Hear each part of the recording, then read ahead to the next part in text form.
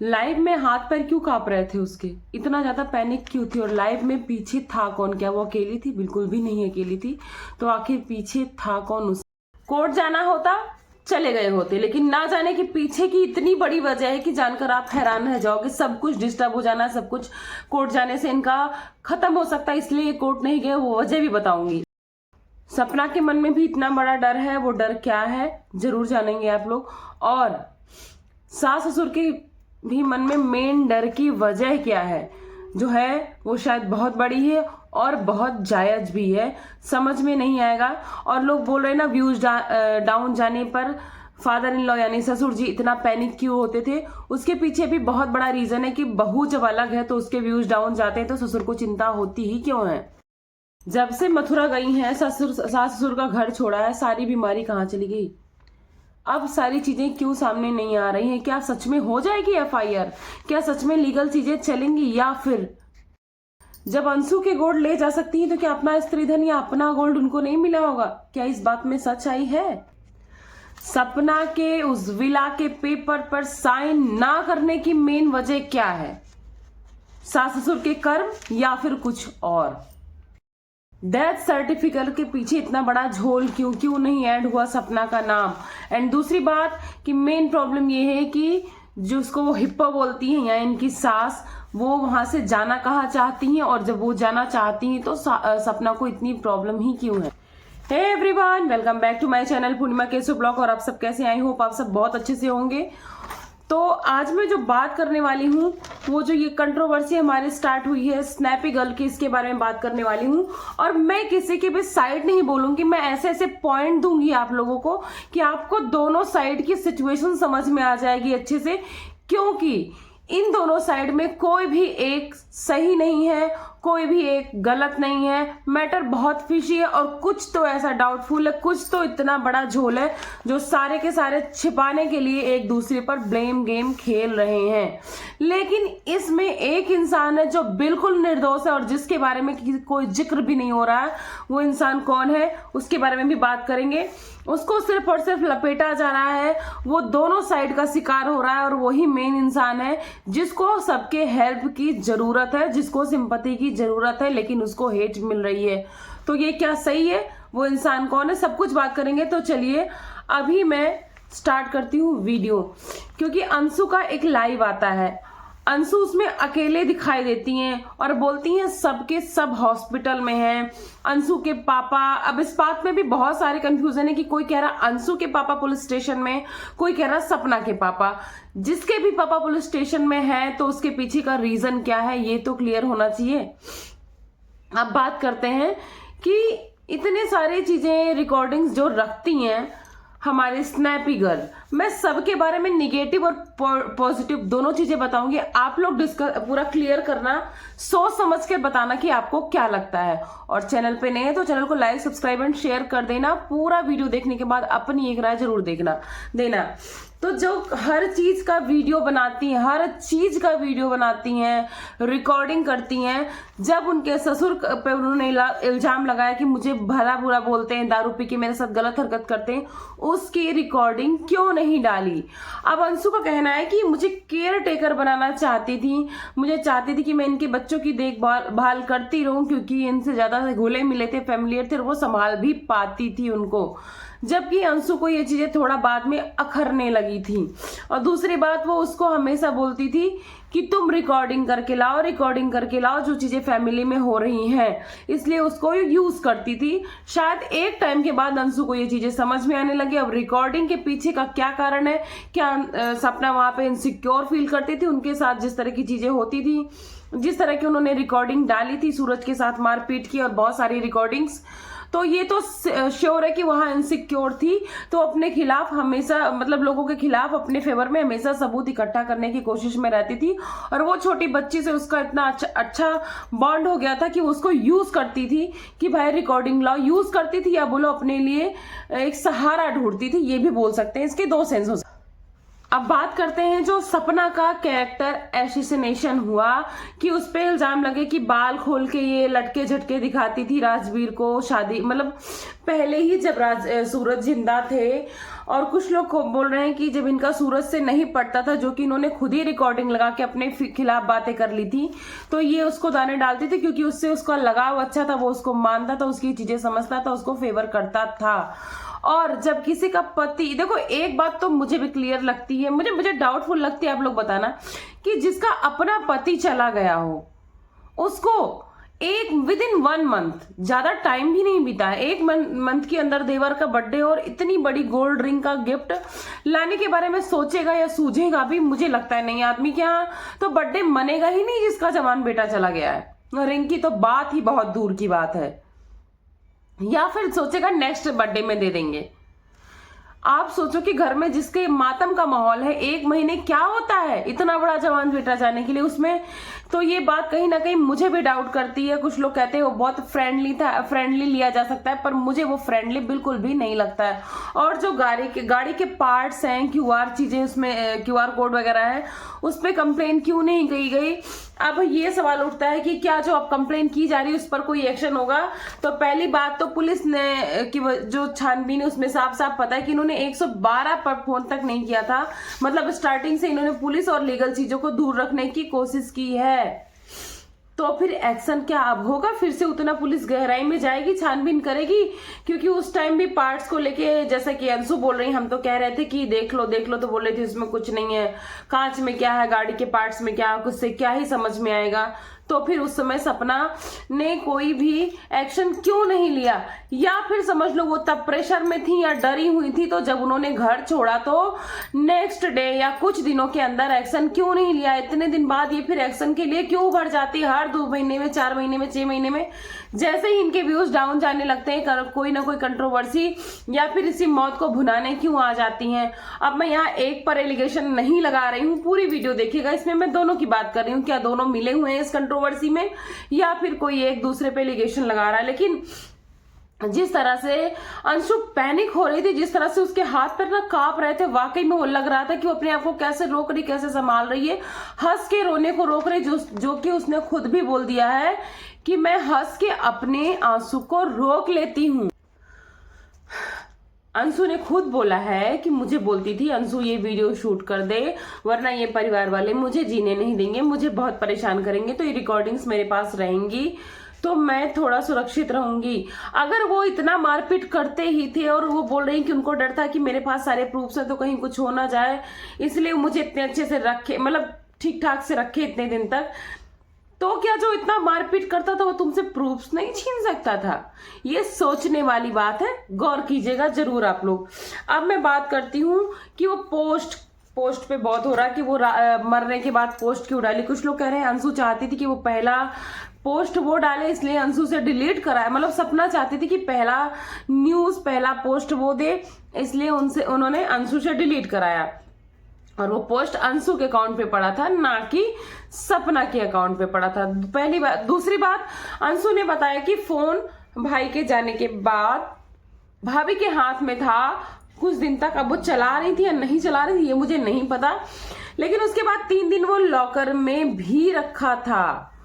तो पोस्ट, और ये मैं बात बोलती हूँ कि विद इन 1 मंथ जो बोल रहे हैं कि वो डाली, उसके 1 महीने बाद उन्होंने पोस्ट डाली भी थी कि हमारे पति नहीं रहे, लेकिन उसके पहले ही सारी चीजें आग की तरह फैल चुकी थी। तो क्या सपना के बिना चाहे फैल चुकी थी, या फिर सपना सच में पहली पोस्ट डालना चाहती थी, या फिर सपना को अच्छा नहीं लग रहा था कि इस टाइम ऐसी पोस्ट मत डालो, इस टाइम परिवार पे ध्यान दो? क्योंकि कुछ लोग का कहना है कि इनका YT पर इतना फोकस था पति के जाने के बाद भी कि ये सोच रही थी कि पहला अगर पोस्ट में डालूंगी तो सबसे ज्यादा व्यूज मेरे पर आएंगे। आप लोग की इसमें क्या राय है जरूर बताइएगा। दूसरी बात कि घर के अगर कोई जवान बेटा गया है, आज उसके कातिल के पकड़े जाने की बात हो रही है, कोई उस पर एक्शन लिए जाने की बात हो रही, तो मुझे लगता है दोनों साइड में किसी को पैनिक नहीं होना चाहिए। जो बता रहे हैं कि लोग बीमार पड़ गए हैं ये सोच के कि अब अगर एक्शन हो जाएगा, मतलब लोगों का कहना है कि एक्शन हो जाएगा तो सब पकड़े जाएंगे। तो देखो, अगर वो बीमार वाली सिचुएशन बता रही तो इसके पीछे भी 2 सिचुएशन है। या तो अगर कुछ चीजें फिशी हैं, कुछ इनके घर में कुछ तो गड़बड़ है, झोल है, तो डर के मारे बीमार पड़ गए, या फिर ये बार बार इस तरह टॉर्चर करती, बार बार इस तरह से परेशान करती, इस वजह से बीमार पड़ गई। इन दोनों में एक चीजें हो सकती है, लेकिन जिस तरह के अंशु को टारगेट किया जा रहा है उसके हिसाब से तो यही लगता है कि उन लोगों ने कुछ तो गड़बड़ की, इस वजह से बीमार पड़ गए हैं। अब बात आती पोस्टमार्टम की। पोस्टमार्टम क्यों नहीं हुआ? अंशु ने बताया कि सबसे पहले सपना पहुंची थी, उसके बाद सभी लोग। और जब चलो पहले पहुंचे हो या बाद में, जो उनके घर वाले कह रहे हैं, अंशु के इन लॉज है, अंशु और अंशु के भाई वगैरह, कि भाभी के भाई ने मना किया था पोस्टमार्टम करने के लिए। तो भाई जिस घर का खून था, जिस घर का वारिस था, जिस घर का बेटा था, डिसीजन वो ले सकते थे कि मेरे बेटे का पोस्टमार्टम होगा या नहीं। मान लिया उस हॉस्पिटल में उनका था, ये लोग लेट में पहुंचे, तब तक बॉडी घर आ चुकी थी। तो कितनी बार ऐसी बात होती है कि घर से भी बॉडी जाके पोस्टमार्टम होती है। अगर ये लोग चाहते कि हमें रीजन पता चले कि एग्जैक्ट डेथ हुई किस वजह से, तो शायद घर से भी भेजकर पोस्टमार्टम करा सकते थे। लेकिन इस तरह के बेकार एक्सक्यूज देके ये क्या जताना चाहते हैं? और सबसे मेन इसमें जो है विक्टिम कहा जाए कि जो निर्दोष हैं वह उनके माँ बाप, क्योंकि उनको भले ही यूज किया जा रहा हो, लेकिन खुद से कोई भी माँ बाप अपनी औलाद को अपने कंधे पर अंतिम यात्रा नहीं कराना चाहते हैं। तो प्लीज उनके माँ बाप को कोई मत घसीटो, क्योंकि हो सकता है वो इन्फ्लुएंस में है, और अगर देखा जाए तो दोनों ही इन्फ्लुएंस में है।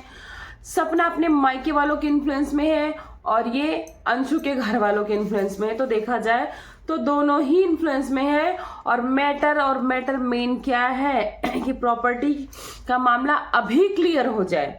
और अभी के अभी क्यों क्लियर हो जाए वो भी मैं आप लोग को बता देती हूँ, क्योंकि शायद सपना सोचे कि हम मूव ऑन करेंगे और उसके पहले ही, क्योंकि वो यंग है, प्रॉपर्टी का क्लियर हो जाएगा तो उनको आगे सही रहेगा। पर उनके घर वाले नहीं चाहते। उसके पीछे बहुत बड़ा रीजन है। उसके पीछे रीजन ये है कि उनके इन लॉस को सपना पे बिल्कुल भी ट्रस्ट नहीं रह गया है। बहुत बड़ा ट्रस्ट इशू हो गया है, क्योंकि सपना ने ससुर को भी नहीं छोड़ा है, उसकी भी बदनामी कर दी है। सेकंड, मरने के बाद पहले पति की भी बदनामी करी है, पूरी वीडियोस ऑडियो लगा दी, रिकॉर्डिंग लगा दी। और तो और उन्होंने राजबीर को भी नहीं छोड़ा है। तो उनको लगता है कि जो मेरे बच्चों को नहीं छोड़ सकती, जो मुझे नहीं छोड़ सकती है, तो भाई जीते जी मैं नहीं दूंगा, क्योंकि ऐसे मामले में ट्रस्ट इशू तो आने ही आने हैं। उनको लगता है कि कल को मुझे कुछ हो जाता है या ये बंदी मूव ऑन करके दूसरी शादी कर लेती, क्योंकि अभी बहुत यंग है, तो फिर मेरी पोतियों के साथ वो जो नेक्स्ट पर्सन आएगा कैसा बिहेव करेगा। क्योंकि उन्होंने अपने ही वीडियोस में बोले हैं कि मेरी ये जो प्रॉपर्टी है इसमें से पोतियों को जो हिस्सा है वो उनको मिलेगा ही मिलेगा, चाहे वो मांगे या फिर ना मांगे। तो फिर इस तरह के ट्रस्ट इशू है, तो भाई अपने जीते जी तो तुमको नहीं सौंप देंगे। अब सपना के क्या ट्रस्ट इशू, इसको भी मैं बता देती हूँ। वो लोग चाहते हैं अपने घर को छोड़कर शिफ्ट होना मथुरा में, और वो विला है मथुरा में, और विला में सपना का पैसा लगा है। तो सपना क्या उसको पैसा लेने के बाद भी बेचने क्यों नहीं देना चाहती? क्योंकि सपना को बेचने से प्रॉब्लम नहीं है। सपना को मेन प्रॉब्लम है कि वो आकर मथुरा रहेंगी, जो कि उनके मायके के पास है, यानी कि सपना के भी मायके के पास और सपना के सास के भी मायके के पास है। और सपना की सास ने क्लियर बोला कि मैं चाहती हूँ कि इस दौर में जब अंशु अपने घर वालों के साथ चली गई, पढ़ाई लिखाई कर रही है, और मेरी बहू पोतियों को लेकर चली गई, तो हम बहुत अकेले हैं। हम अपने मायके वालों के साथ थोड़ा सेफ फील करेंगे, हम अपने घर में रहेंगे तो शायद अपने दिन को काट सकेंगे अच्छे से। लेकिन इसमें इनसिक्योरिटी सपना को ये है कि वहां पे रहेंगी, सेवा मायके वाले करेंगे, तो प्रॉपर्टी पर हक भी वो जताएंगे। हो सकता है सेवा करने के इन्फ्लुएंस में आके ये प्रॉपर्टी अंशु या फिर अपने मायके वालों को दे दें, जो कि वो चाहती हैं कि जो उनके हिस्से की प्रॉपर्टी है, मतलब अंशु के पति के और बच्चों के, उसके बाद जो उनके पिता के हिस्से में, क्योंकि कुछ खेत उनके माँ बाप के हिस्से में भी अंशु ने क्लियर किया है, वो भी वो किसी और को न दे, सपना को मिलनी चाहिए। सपना का मानना ये है, शायद इसीलिए सपना बहुत इनसिक्योर है और वो ऐसा कोई भी रिस्क नहीं लेना चाहती कि वो छोड़कर इधर शिफ्ट हो जाए और सेवा कर कर प्रॉपर्टी कोई और लेकर जाए। अब सबसे बड़ी बात, क्या ये लोग जो बोल रहे हैं कोर्ट में जाएगा केस, लीगल जाएगा, क्या जाएगा? बिल्कुल भी नहीं जाएगा। ये सब कंट्रोवर्सी, अगर ये कोर्ट में जाना चाहते तो ये कब का चले जाते, बट ये चाहते ही नहीं है। इनको सिर्फ अपने व्यूज और डॉलर कमाने हैं, क्योंकि अगर कोर्ट में जाता है तो इनको अपने सारे प्लान सरेंडर करने पड़ेंगे, अपना फोन सरेंडर करना पड़ेगा, इनका चैनल इफेक्टेड होगा, इनका व्यूज इफेक्टेड होगा, और तो और जितने दिन तक ये सारी चीजें चलेंगी, इनके वाईटी पर इस तरह के ब्लॉग वीडियोस नहीं आएंगे तो इनका चैनल कहीं ना कहीं डाउन चला जाएगा। और इनको चैनल जो है वो जान से प्यारे होते हैं, और उस फोन में न जाने ऐसी कितनी रिकॉर्डिंग्स निकलेगी कि सारे के सारे खुद ही फंस जाएंगे। तो इस वजह से ये कोर्ट जाएंगे ही नहीं। आप लोग ये चीज देख लेना। और अगर अब भी सपना इतना हवा उड़ाने के बाद, इतनी अफवाह उड़ाने के बाद नहीं जाती हैं कोर्ट, तो ये तो बात क्लियर है कि सपना सिर्फ कंट्रोवर्सी करती हैं और वो खुद अपनी इस स्थिति की जिम्मेदार है, और आगे वो ब्लेम लगाती हैं तो जनता उनको माफ नहीं करेगी। कोई भी ना राजवीर की मौत पे ज्यादा फोकस नहीं कर रहा है, फोकस हो रहा तो विला, प्रॉपर्टी, पैसा, बस। तो इनका सॉरी, इनका पूरा मोटिव ही पैसा, डॉलर, प्रॉपर्टी है। इनका मोटिव है ही नहीं इंसाफ दिलाना। तो सपना का तब खून क्यों नहीं खोला जब तुरंत उनका पति गया था, जिस तरह की वो रिकॉर्डिंग्स इकट्ठा करती थी, चाहती तो तब भी गुस्सा होके वो सारी चीजें बोल सकती थी, एक्शन ले सकती थी। और तब उनका खून क्यों नहीं खोला जब उनकी nude photo, bikini photo viral की गई थी। थोड़ा मेरी आवाज को मैनेज करिएगा, सर्दी है तो मेरी सांस भी थोड़ा सा ऊपर नीचे हो रही है। और सास ससुर को ये डर है कि ये मूव ऑन करे, मतलब शादी करेगी या नहीं करेगी तो नेक्स्ट पर्सन के हाथ में प्रॉपर्टी जाएगी, जिससे मेरे पोतियों पर खतरा हो सकता है। दूसरी बात, अगर ये अभी सिंगल ही रहती तो भी जिस तरह से मायके वालों के इन्फ्लुएंस में है, तो मायके वाले उस प्रॉपर्टी का गलत यूज ना करें और मेरे पोता पोती, मेरी औलादें इस तरह से ना रह जाएं। इसलिए कहीं ना कहीं उनके अंदर डर है, और जो कि जायज भी है। प्रॉपर्टी बेशक तुम्हारी है, तुम्हें लेके वहां से हटना नहीं चाहिए था अपने बच्चों को, क्योंकि पैतृक वाली प्रॉपर्टी पे मुद्दा फंसा ही नहीं है। मुद्दा फंसा है तो सिर्फ विला के प्रॉपर्टी पर फंसा है, और जो सपना के सास ससुर के हिस्से में प्रॉपर्टी, मुद्दा उस पर फंसा है कि इन फ्यूचर ये लोग अगर वहां शिफ्ट होते हैं तो इनकी सेवा के बाद जो उनकी प्रॉपर्टी है वो इनको मिलेगी, क्योंकि जो उनकी प्रॉपर्टी है वो आउटर पे है भले ही, लेकिन वहां पे अच्छी खासी अर्निंग का स्रोत है। मतलब कि बोल सकते हो कि सोर्स ऑफ इनकम इतनी अच्छी, वहां से इतनी अच्छी साग सब्जियां और सीजनल चीजें होती हैं, बोई जोती जाती हैं, और वहां से सप्लाई होती है कि अच्छे खासे पैसे आते हैं, और वही उनके बुढ़ापे का सहारा है। क्या वो भी छीनना चाहती हैं ये? तो उनको एक डर है कि इतनी अच्छी प्रॉपर्टी है, भले ही वो आउटर पे है, तो वो किसी और के हाथ में जानी नहीं चाहिए। अब बात करते हैं, कुछ लोग बोल रहे हैं कि अंशु की उस स्टेटमेंट की, जब व्यूज डाउन जाते थे तो पापा को चिंता होती थी। तो पापा को चिंता इसलिए होती थी कि पापा चेक करना चाहते थे कि अकेले लेके तो बच्चियों को निकल गई है, क्या वो पाल पाएगी, क्या वो आगे कंटिन्यू इसी तरह से कमा के उनको हर चीजें कर पाएगी। तो उनका कहीं ना कहीं ये कंसर्न था कि अकेले पाल पाएगी या नहीं पाल पाएगी। तो उसको लोग अदर वे में ही लेके चले गए, कम से कम किसी की अच्छाई सुनो, क्योंकि इसीलिए उन्होंने उस प्रॉपर्टी को सिक्योर करके रखा है कि इन फ्यूचर अगर सपना अपने मायके वालों से कहीं दबती है या फिर मूव ऑन करती, तो कम से कम मेरे पोतियों का भविष्य सुरक्षित रहेगा। और जैसे ही एलिगेशन लगाती हैं अंशु, तुरंत ये बोल देती है मैं अपने बच्चों को भी ये करवा दूंगी और खुद भी ऐसा कर लूंगी। तो उनके अंदर एक डर है, उनके अंदर ये बहुत बड़ा डर है कि कहीं पोतियों को कुछ ना हो जाए। तो ये सब चीजें हैं, ये एक तरह से देखा जाए टोटल तो ये ईगो वार है, ईगो की लड़ाई है। अब भाई इतनी सारी रिकॉर्डिंग रखती हो तो तुम्हें तभी चले जाना चाहिए था एक्शन लेने। और प्रॉपर्टी जो बेचने की बात हो रही है, सपना कर रही है, वो स्टेटमेंट तो इनके इन लॉज के मुंह से कभी आया ही नहीं है। ये तो यही बोल रही है, लेकिन अंशु ने बहुत एक बात गलत की है, चाहे वो सिंगल मदर हो, चाहे पूरी फैमिली के साथ हो, चाहे जैसे भी, उनके जो अकाउंट की डिटेल्स उन्होंने शेयर की कि 1 CR उनके अकाउंट में है, कहीं ना कहीं इससे किडनैपिंग, फिरौती या हर तरह की चीजें हो सकती है, उनकी जान को हानि हो सकती है, उनके बच्चों को कुछ भी खतरा हो सकता है। तो इस तरह की चीजें करने से पहले सोचना चाहिए था, ये सब चीजें गलत है। आप लोग को सोच समझ कर कोई डिसीजन लेना चाहिए। और अंशु वहां पर बिल्कुल अकेली नहीं थी, या उनके पापा या उनके भाई पीछे से थे और बोल भी रहे थे कि ये एक दो बार तो उनकी आवाज भी हल्की फुल्की आई कि ये वाली बात कर, ये वाला मुद्दा उठा। और सपना ने अपने ही ब्लॉग में दिखाया है कि अंशु का गोल्ड है, तो जो इंसान अंशु का गोल्ड उनको दे सकता है क्या उनका पर्सनल अपना गोल्ड उनको नहीं देगा? तो गोल्ड तो वो लेकर गई हैं, इस बात पर झूठ बोल रही है सपना। और अब बात करते हैं कि साइन क्यों नहीं कर रही है सपना। क्योंकि सपना की एक बहुत बड़ी शर्त है, बहुत बड़ी शर्त है कि आप हमारी हिस्से की प्रॉपर्टी, जो हमारे दोनों पतियों के हिस्से की प्रॉपर्टी, वो हमें दे दो, तभी हम साइन करेंगे। और उस विला को बेचने के लिए बिल्कुल भी साइन नहीं करना चाहती, ये भी बता दे। वो साइन करेंगी तो उसकी शर्तें भी कुछ अलग हैं, जो कि सपना अपने ही चैनल पे बहुत जल्दी आपको बताने वाली है।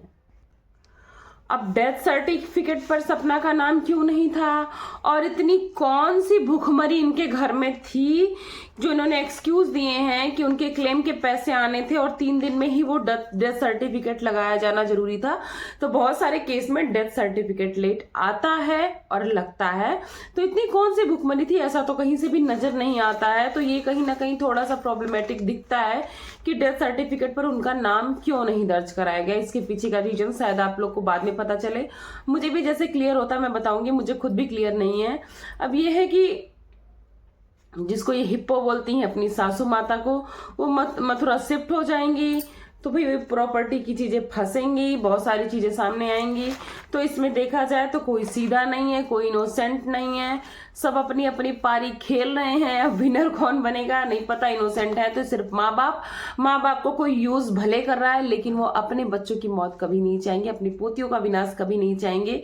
इसलिए वो सोचते हैं हमारे रहते हुए वो चीजें सिक्योर रहें, ताकि हमारा जो बच्चों का, पोतियों का भविष्य है एक सेफ हैंड में जाए, वो बड़ी हो जाए तो हम उनकी प्रॉपर्टी उनको सौंप दें। जो कि वो बोलते हैं कि मैं अपनी पोतियों का हिस्सा अपनी पोतियों को जरूर दूंगा। लेकिन अभी कुछ समय के बाद शायद वो परखना चाहते हैं सपना को कि आगे वो कैसे रहेंगी, अपने बच्चियों को कैसे रखेंगी, या फिर वो कोशिश कर रहे हैं कि जब वो बालिग हो जाए तब दें। जो भी रीजन हो, आप लोग बताना कि आपको क्या लगता है, क्योंकि दोनों की गलतियां हैं कहीं ना कहीं, अंशु और सपना की, अंशु के घर वालों की, और कहीं ना कोई इसमें शामिल है। ये नेचुरल डेथ तो बिल्कुल भी नहीं थी, मैं ये बार बार कहूँ।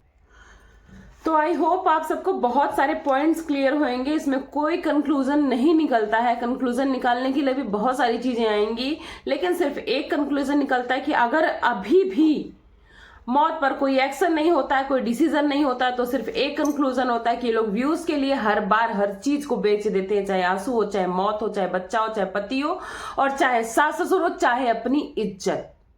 इन ब्लॉगर्स का काम, अगर इस बार भी अगर सपना पीछे हट जाती है तो, और अगर सपना सही है तो हम आपको सपोर्ट करते हैं। आप जाइए, कोर्ट केस करिए, जो भी करिए, न्याय लेके आइए, हम आपका सपोर्ट करते हैं। तो चलिए इस ब्लॉग को यहीं पे एंड करते हैं। थैंक्स फॉर वॉचिंग पूर्णिमा। किसी ब्लॉग मिलती हूँ आपको नेक्स्ट ब्लॉग में, तब तक अपना खूब सारा ख्याल रखिएगा। Bye bye.